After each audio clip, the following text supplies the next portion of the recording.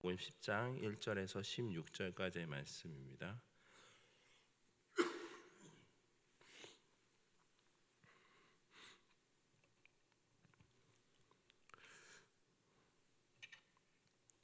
(9절까지만) 함께 각자가 함께 합독하도록 하겠습니다.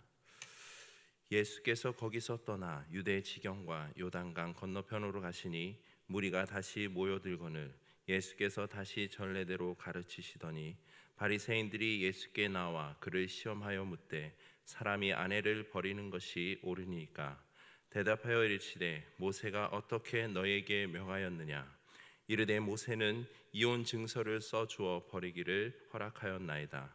예수께서 그들에게 이르시되 너희 마음이 완악함으로 말미암아 이 명령을 기록하였거니와 창조 때로부터 사람을 남자와 여자로 지으셨으니 이러므로 사람이 그 부모를 떠나서 그 둘이 한 몸이 될지니라.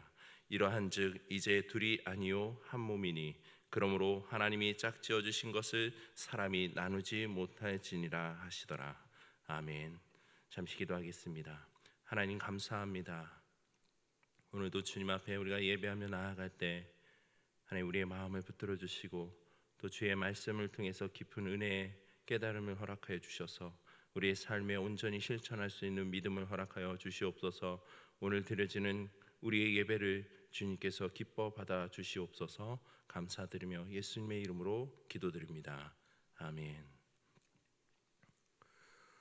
오늘 본문에서는 크게 두 가지 부분에 대해서 말씀하고 계시고 있습니다. 먼저는 하나님의 창조 원리에 근거한 예수님의 결혼의 참 원리와 함께 이혼의 부당성에 대한 부분이며, 또한 13절 이하로는 어린아이와 천국의 관계에 대한 부분을 기록하고 있습니다. 당시 예수님은 갈릴리 사역을 마치신 후 베레아와 유대 사역을 시작하는 가운데 가장 먼저 바리새인들에 의해 제기된 이혼 문제의 논쟁 앞에 서게 됩니다. 무엇보다도 바리새인들이 예수님께 이혼 문제에 대한 입장을 질문한 의도를 보게 되면 이는 순수한 의도에 의한 것이 아니라 예수님을 시험하여 올무에 빠뜨리기 위한 목적으로 제기된 질문이라는 것입니다. 그렇다면 본문 속 바리새인들의 입장에서 이혼에 대한 부분이 왜 하나님께 시험거리가 될까요? 이에 대해 생각해 보는 데에는 당시 상황을 생각해 볼 수 있습니다. 당시 이혼은 유대 사회에서 흔하게 행해지던 사회 문제 중 하나였습니다. 더욱이 이혼은 당시 세례 요한이 갈릴리와 베레아 지역의 왕이었던 헤롯 안디바가 이복 동생의 아내인 헤로디아의 그와의 결혼을 통해 그것이 잘못된 것임을 이야기함으로 죽음을 당하였던, 말 그대로 정치적으로 매우 민감한 문제였다라는 겁니다. 또한 이혼 문제는 당시 랍비들 안에서도 두 학파 간의 견해를 달리하고 있습니다.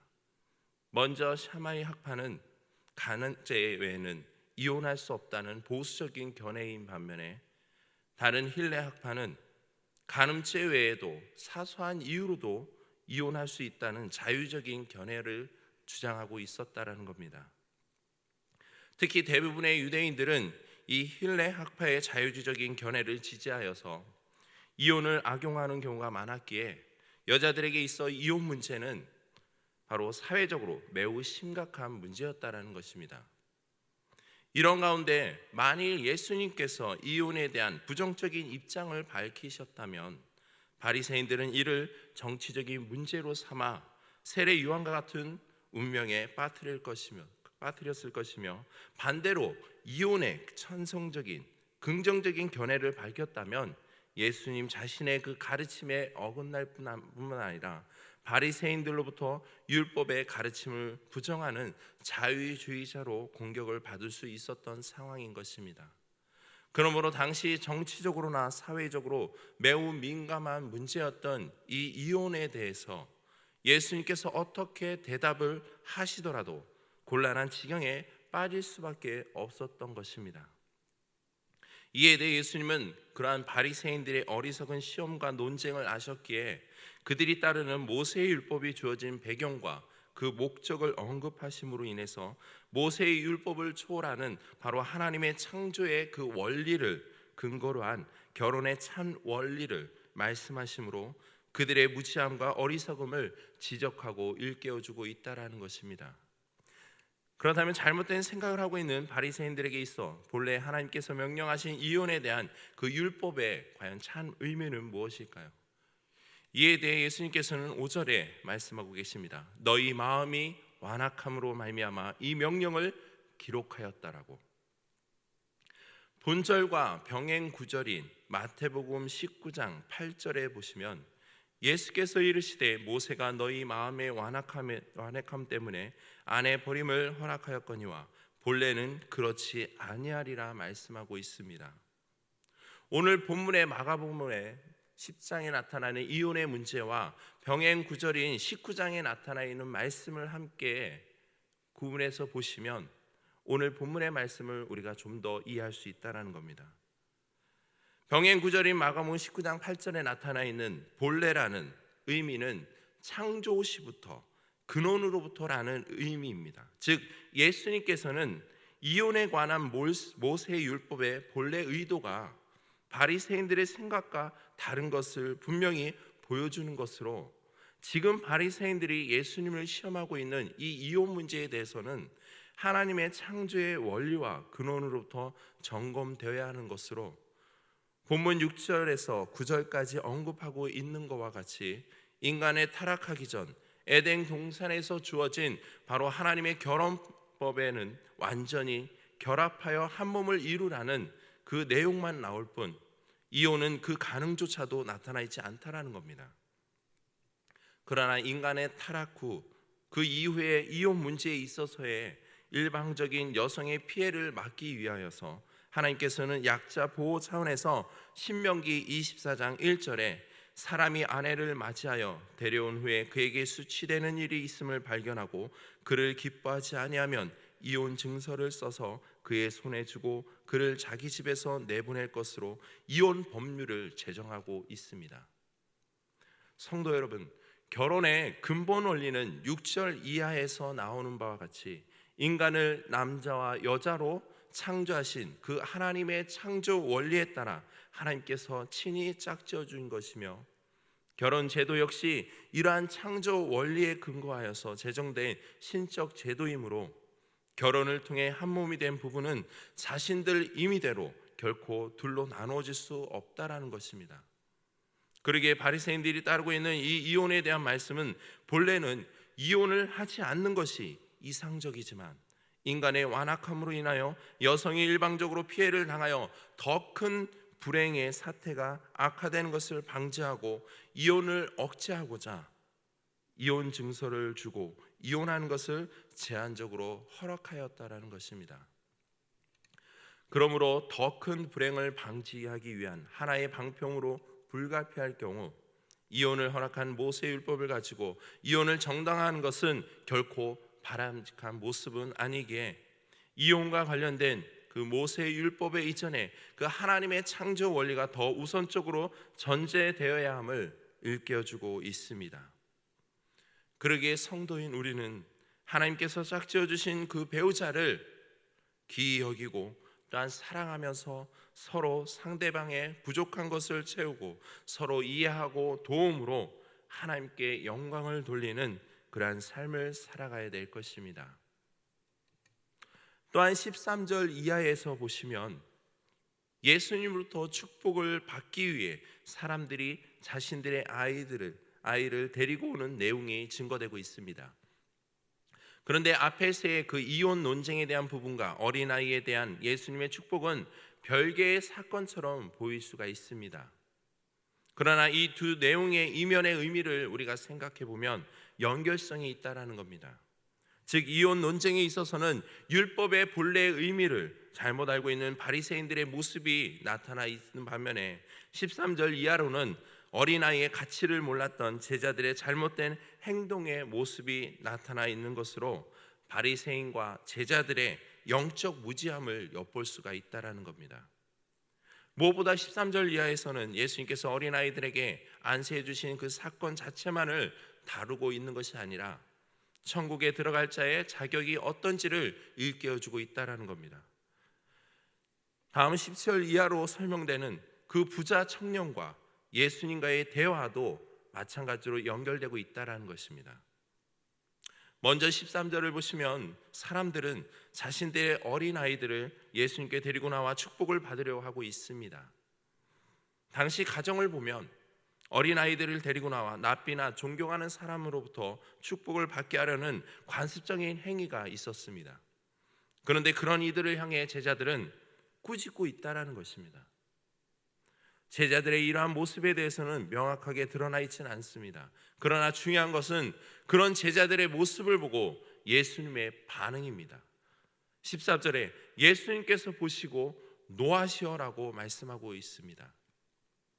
개역 한글에서는 분이 여기어라고 말하고 있습니다. 이는 크게 탄식하다의 뜻으로 예수님께서 이러한 감정을 가지신 것은 제자들의 무지와 부지함에 그 부주의함에서 온 결과라는 것입니다.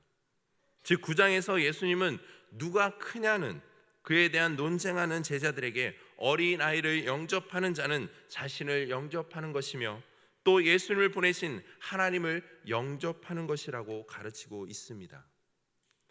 그러나 본문에서 제자들은 이러한 예수님의 가르침에도 불구하고 모두 잊어버린 채 바로 예수님께 어린아이를 데리고 오는 그 부모들을 꾸짖고 있다는 것입니다.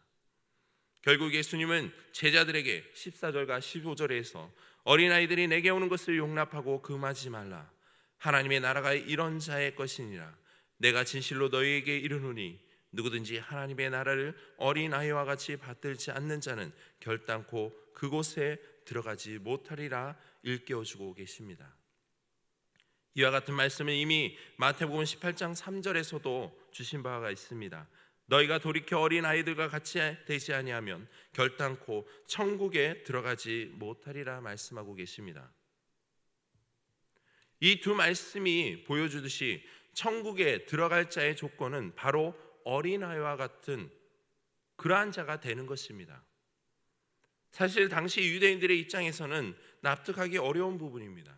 왜냐하면 당시 유대 사회에서는 여자나 어린아이는 멸시의 대상이었기 때문입니다. 그런데 그런 어린아이들과 같이 되는 것을 하나님 나라 곧 천국에 들어갈 수 있는 기준으로 제시하고 있다는 것입니다. 그렇다면 기준이 되는 어린아이가 되는 이유가 무엇일까요? 이는 어린아이의 특성에서 우리가 생각해 볼 수 있습니다. 첫째, 어린아이는 부모에게 절대 의존적이라는 것입니다. 또한 어린아이는 부모의 말에 절대 순종적입니다. 마지막으로 어린아이는 가르침을 받아들이는 데 있어 단순하다라는 것입니다. 이처럼 주님은 이러한 어린아이들의 특성을 성도들이 하나님과의 관계에서 가질 때 천국에 들어갈 수 있다고 말씀하고 있는 것입니다. 다시 말해 어린아이가 부모에게 절대적으로 의지하듯 자신의 죄악됨과 그 연약함을 인정함으로 인해서 하나님을 절대적으로 의지하고 하나님의 뜻에 순종하며 자신을 과대평가하거나 지나치게 내세우려 하지 않는 그러한 겸손함, 그리고 진리의 가르침을 단순한 마음으로 받는 자가 천국, 바로 하나님의 나라를 유업으로 받을 수 있으며 들어가게 되는 것이라는 겁니다. 성도 여러분, 지금 우리는 하나님 앞에서 어린아이 같은 특성을 지니고 있는지요? 우리는 하나님의 나라가 어린아이와 같은 자의 것이라는 그 주님의 말씀을 결코 잊지 말고 그 조건을 충족시키기 위해 힘쓰고 애써야 할 것입니다. 오늘 본문에 나타난 예수님의 가르침을 우리는 잘 기억해야 될 것입니다. 하나님의 창조 질서의 그 원리인 결혼과 하나님 나라를 유업을 받고 들어갈 수 있는 자가 어떤 자인지에 대한 참 의미를 우리는 깊이 묵상해야 될 것입니다. 바리새인이나 제자들 같은 그 영적 무지함에 빠져 말씀을 받아들이고 어리석은 모습을 보이는 것은 우리의 성도들이 지향할 모습이 아니라는 것입니다.